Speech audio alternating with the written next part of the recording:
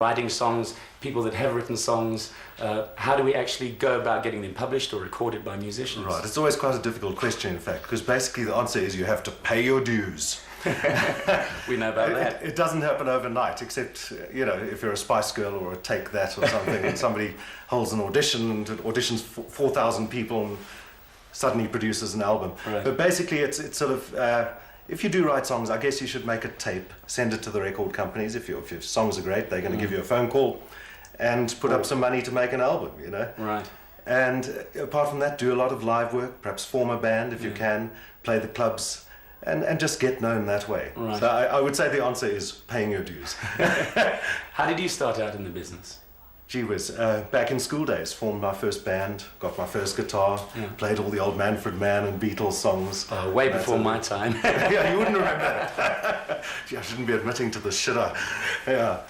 And gradually you sort of form better bands and associate with better musicians, play the better clubs, so it really is a gradual process. Right. You know.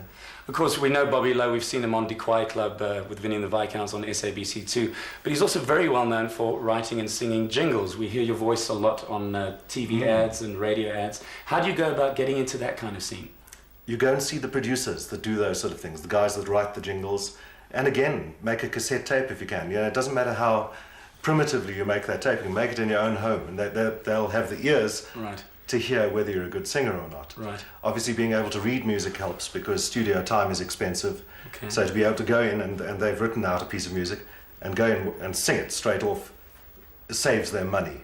Is that a necessary requirement to be able to read music? It's not essential. As I say, it helps. If they can get a guy that reads, it's going to speed things up. Yeah. So it's certainly not essential. But I should say that reading music is more of need in doing backing vocals on albums, when you're doing a lot of oohs and ahs and that sort of thing. Jingles are so short that you can learn them fairly quickly. Right. So a lot of non-readers, if they are good singers, can do jingles. Okay, great. Yeah. Well, so don't feel despondent out there if you can't read music. You can still get into writing jingles and singing jingles.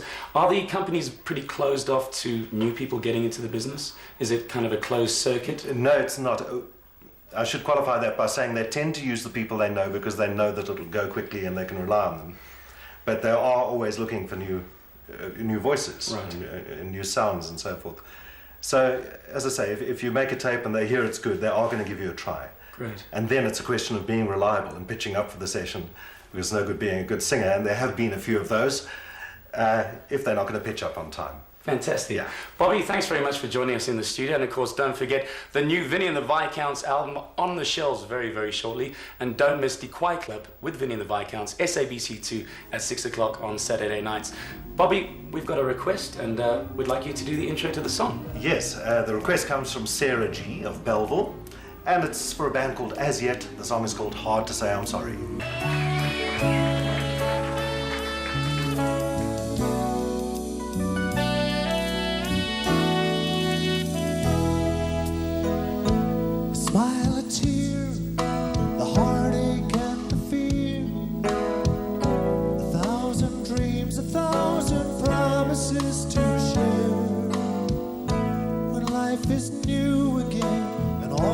Turns to spring, when flowers bloom again and birds begin to sing.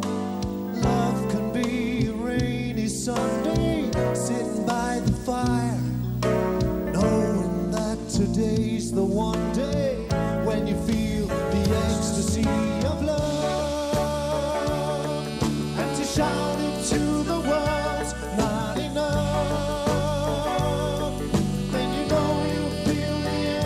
Of love, and a lifetime in her arms ain't enough. Then you know you feel the ecstasy of love.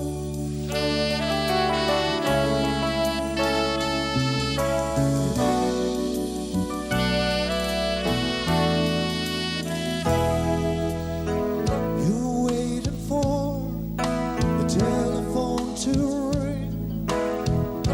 You're waiting for the joy that hearing her can bring.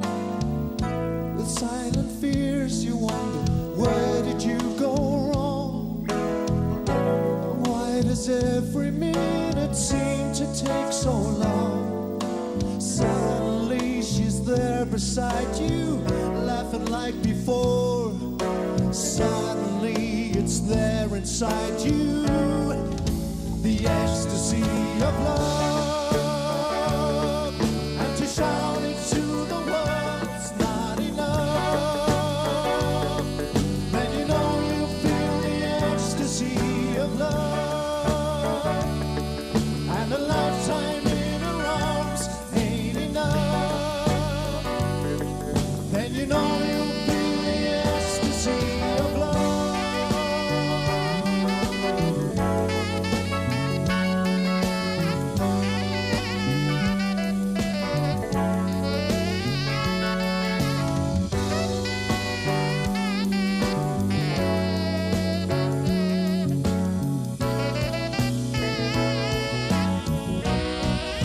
The ecstasy of love,